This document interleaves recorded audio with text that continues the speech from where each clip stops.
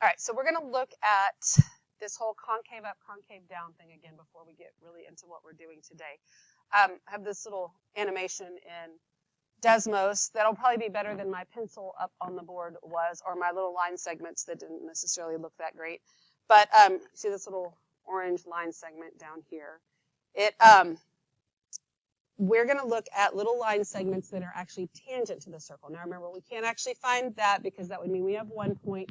We're going to be finding little tiny secant lines where the points are really, really close to each other, which is almost like a tangent line. But what's showing you the concavity and the actual slope is actually the tangent line here. So this line segment, would you agree that if it's horizontal like it is, that the slope is 0, right? Horizontal line, slope is 0. So as this line moves along here, my slope is increasing, right? It's positive, and that positive number is getting bigger and bigger and bigger until we get to 15, because that's our point of inflection. And then my slope starts to get smaller and smaller and smaller again until it gets to 0. Then it's negative, so it's still getting smaller until we get to this other point of inflection. Then it starts getting bigger, so it's negative, but it's getting bigger because it's getting closer and closer to 0. So that is what we were talking about with our rates of change increasing and decreasing. Would you agree that the function itself increases from 0 to 30? This whole time it's increasing, right? But the rate of change does not increase that whole time. The rate of change increases, therefore it's concave up till we get here. Then it starts to decrease because it's concave down all the way to there. Then it starts to increase again, and that's what makes that concave up. Okay, so I was hoping this might help a little bit better than my me just holding my pen up there. The other thing is, I was going to say something else about that. Oh, when this is crawling along this way, notice when it's concave up, the line segments that are there are below the graph. And then when it's concave down, the little line segments you draw are on top of the graph. That's kind of something else that can kind of help you. Am I drawing it on top of the curve, or am I drawing it underneath the curve? Right, that kind of helps you there too. We good on that? So I was hoping that visual might help a little bit. Okay, so let's look at what we're doing today. This is going on page 22 when we are done. Rates of change. What's another way to say rate of change? Slope.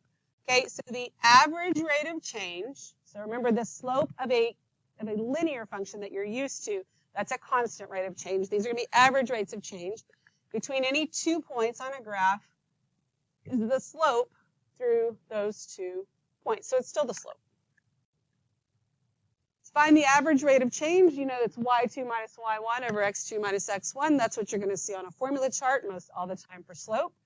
But also, the big boy and girl way to write slope looks like this. Now, what does this little triangle represent? Change, yes. What Greek letter is it? Starts with D. It does mean change. What's the symbol itself called? Delta. Okay, so this is delta y over delta x, and delta means change. You've seen that in chemistry. You'll see it in physics. You see it in math. It's the change in y over the change in x. That's all that's really happening here. So if I want to find the average rate of change, or the AROC, which we'll call it, we'll also look at IROC once you get into calculus, but what we need to do 2 different things. We need to find the y values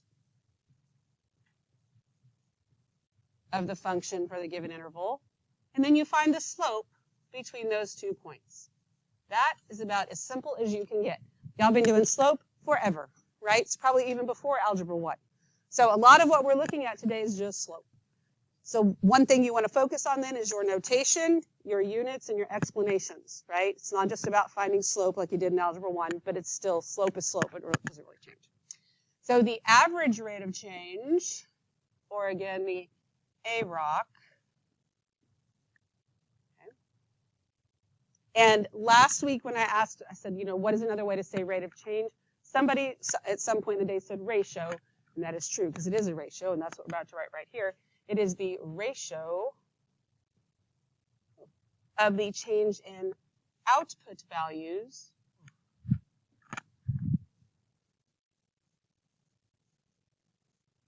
to the change in the input values So we're not saying the change in y over the change in x because it's not always x and y, but output, input, same thing, over an interval. And that will always be an interval of the domain. So you'll be given the interval of the domain, meaning you'll be given the endpoint, so you'll know which x values to use. Then you have to find the y values, you find the slope.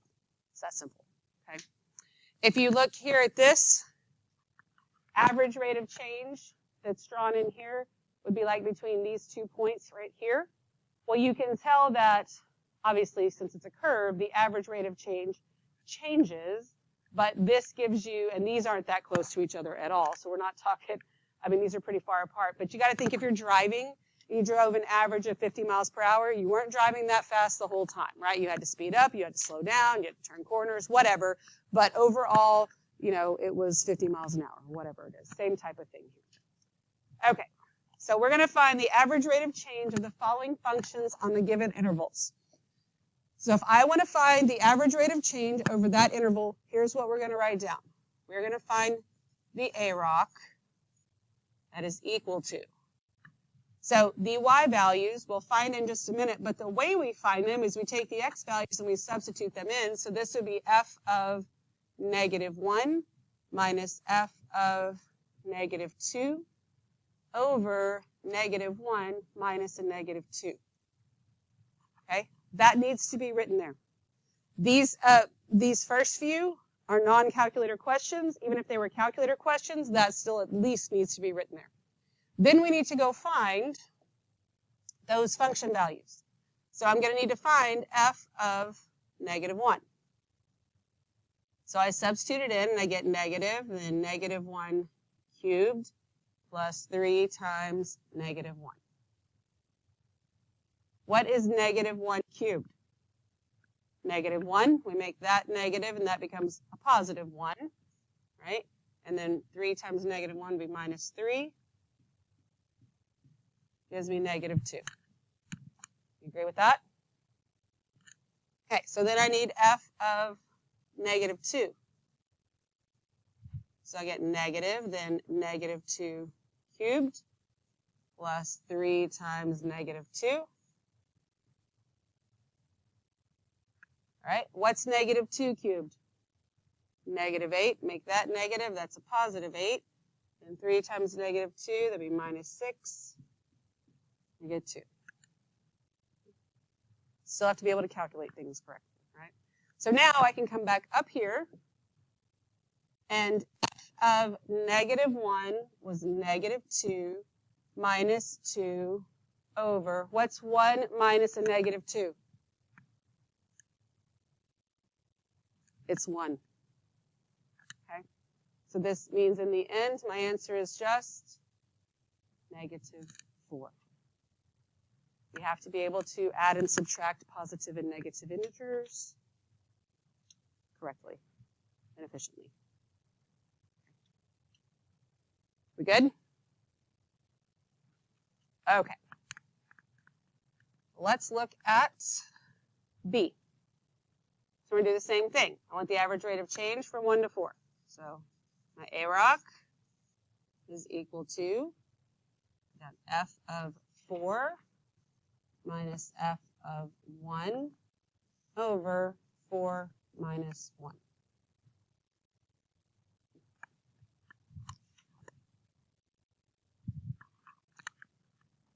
So f of 4 is going to become 4 plus 1 over 4 plus 6. 5 over 10, which is what? 1/2.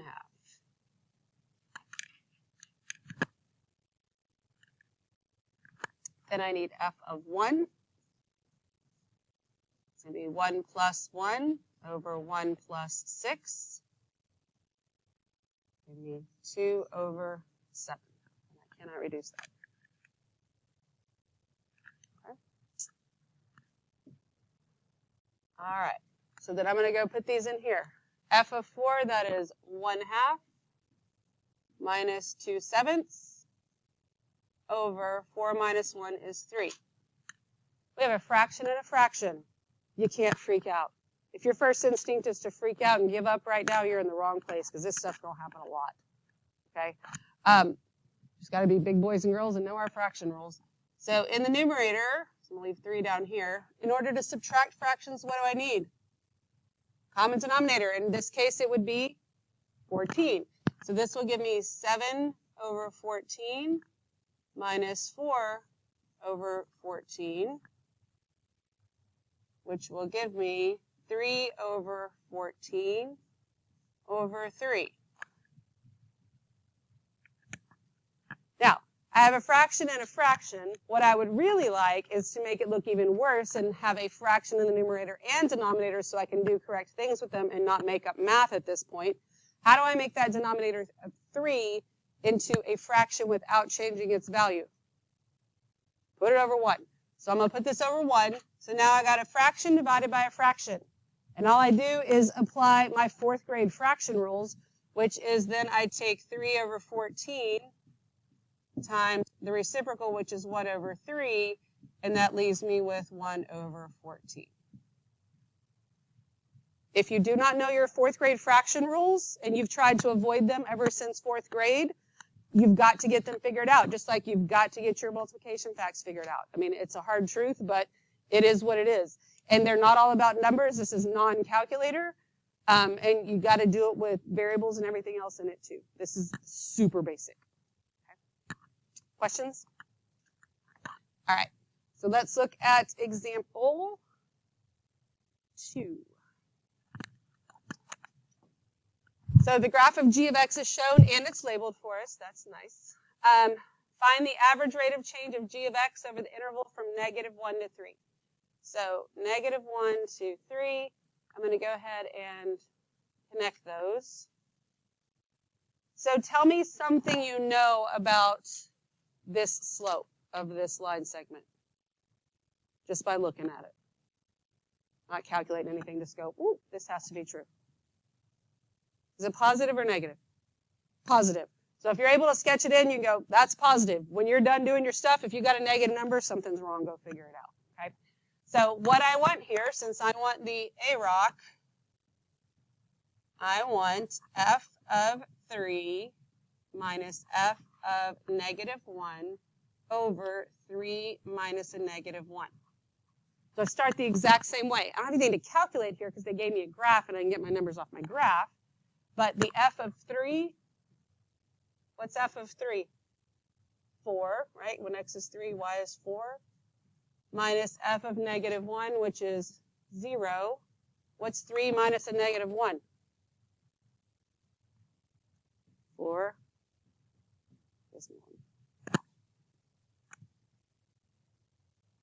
What questions do you have? Slope. Right. Okay. We're good? Don't be afraid to ask me a question. Don't be afraid to stop me in the middle of me saying something either. You don't have to wait until I ask if you have a question. Okay, let's look at this. Now, one of the things you will start to notice is you might be used to getting your table of values vertically. And when you see it like that, x is always on the left, y is always on the right. Your table of values, most of them will become horizontal. And most of the time, x is on the top, y is on the bottom, but you always want to double check you know which is which. So in this case here, I would say that, I feel like, yes, x is on the top, y is on the bottom. But it's not called x and f of x, it's t and a of t. So we have to make sure in the question that we are using the appropriate variables, that we are talking about what's happening here appropriately. So it says the table above lists the life expectancy of U.S. females born in a given year. Find the average rate of change in the life expectancy of U.S. females born from 1850 to 2000. So there's a whole lot of different average rates of change we could find, but it's asking us to go from 1850 to 2000. So I start off the exact same way. My AROC is not f of something because it's a of something here. A of what? Am I finding a of what would be 2000 minus a of 1850 over 2000 minus 1850.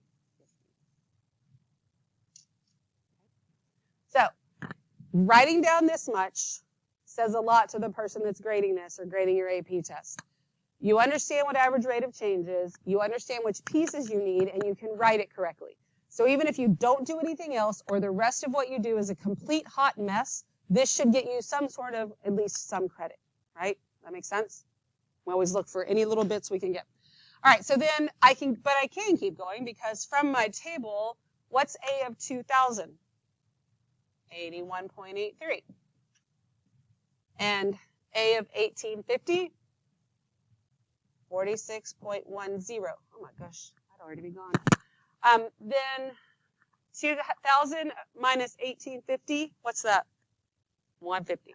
Now this would be a calculator question, but we're going to get one more step without the calculator because we can do this. The numerator, let's go ahead and subtract. I know that 83 minus 10 would be 0.73. Then I just got to do 81 minus 46. Let me show you how easy that is. What's 81 minus 40?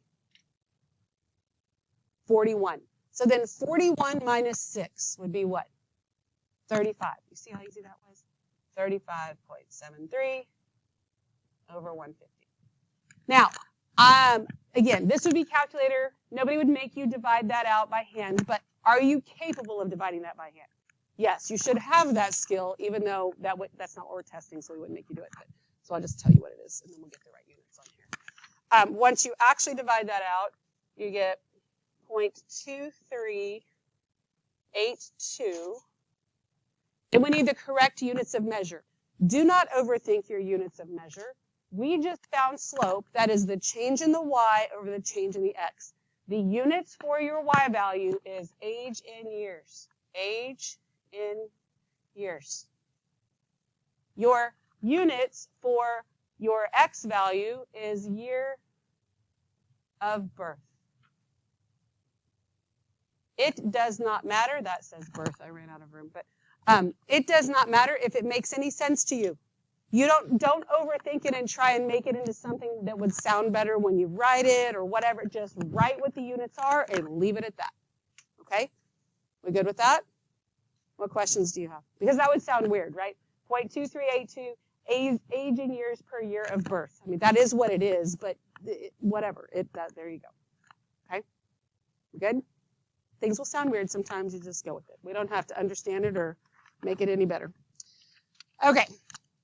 So let's talk about our rates of change again. So if we have a certain rate of change, it indicates that as one quantity increases or decreases, the other one does the same. So as x gets bigger, y gets bigger. What kind of rate of change is that? That would be positive, right? And then a negative rate of change indicates that as one quantity increases, the other decreases. That's what gives you a negative rate of change. Super old business, right? You've known that forever. Nothing's changing. You just have to think of it kind of given some different situations. Then, what's the kind of the new part is the rate of change at a point.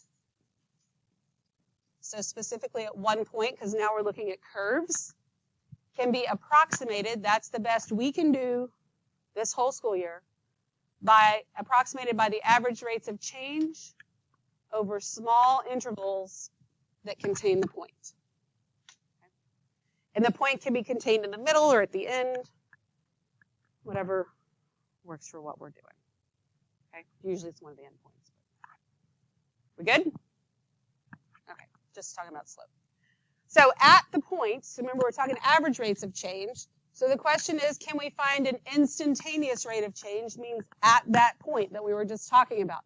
Yes, you can find it, but you can't find it until you have some calculus knowledge, but we can approximate it. So it says the idea of the instantaneous rate of change is equivalent to finding the rate of change of a function at a given point. The concept is developed formally in calculus, but we can approximate the rate of change at a point by using the average, I gotta make sure I get all the right, average rate of change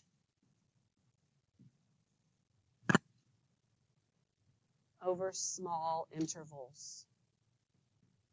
basically what I just said on the other side, but I'm making you write it again. Okay, over small intervals. We're approximating. Not over the large intervals like we saw on the front where it was, going across the whole thing.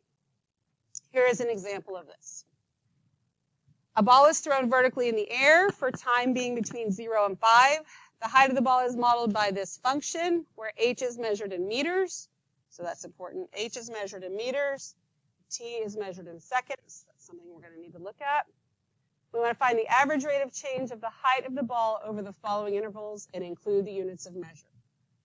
Okay, so if I want to find the average rate of change for A, the first thing I write is f of 1.1 minus f of 1 over 1.1 minus 1. Now, this would be a calculator question, okay? But we don't have calculators in our hands. We don't really need them yet, so I'm just going to tell you what it is. Even though it's a calculator question, this still has to be written down.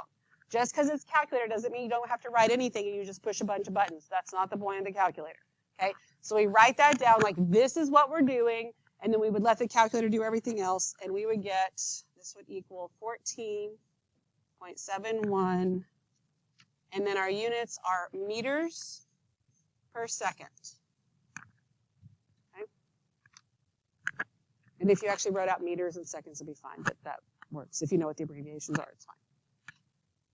Okay, so then that means here we'd have f of 1.01 minus f of 1 over 1.01 minus 1.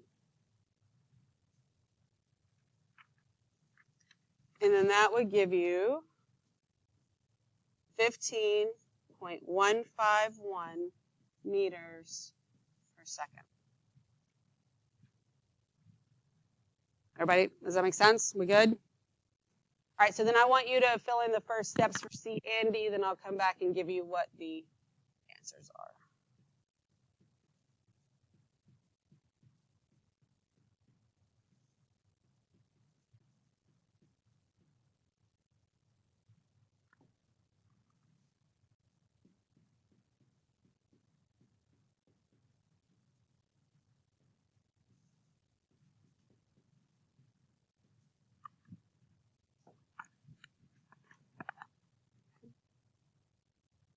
Hopefully we all agree on that part.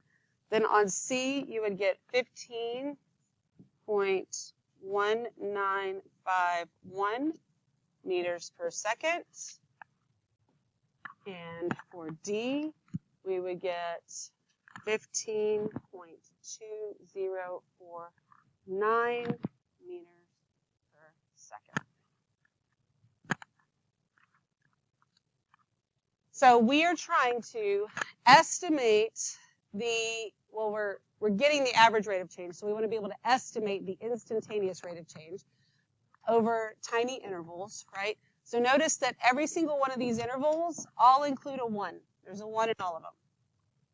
And we're getting closer and closer to 1, right? So we got 1.1, then we have 1.01 and 1.001.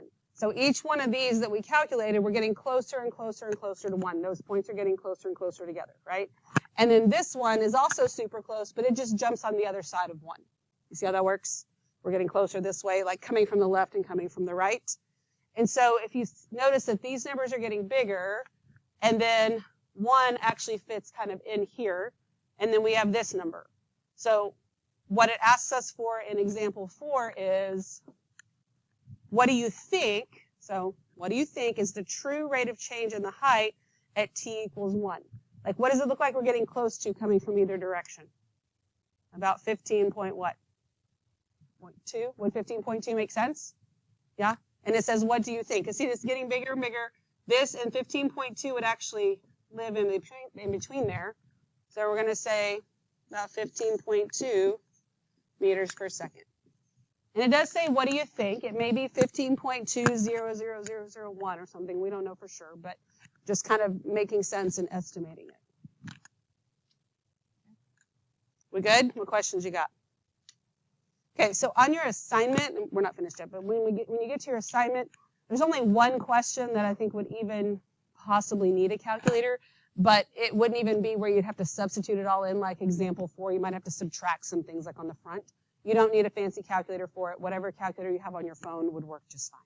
Okay, I'll make sure that you have that before we actually need them, hopefully the next week or so. Okay, so let's look at this. It says, for each scenario below, determine whether the two quantities typically have a positive rate of change or a negative rate of change.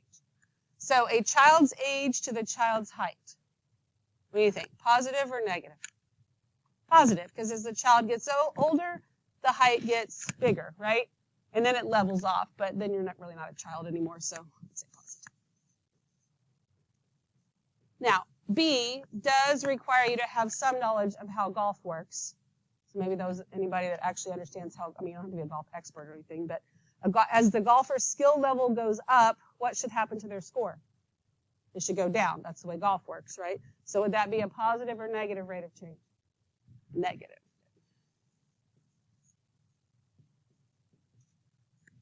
All right, and then the height from the ground of a coin dropped off I am not even going to try to say that, if anybody knows what that is or how to say it, but some building, I would imagine, is very tall.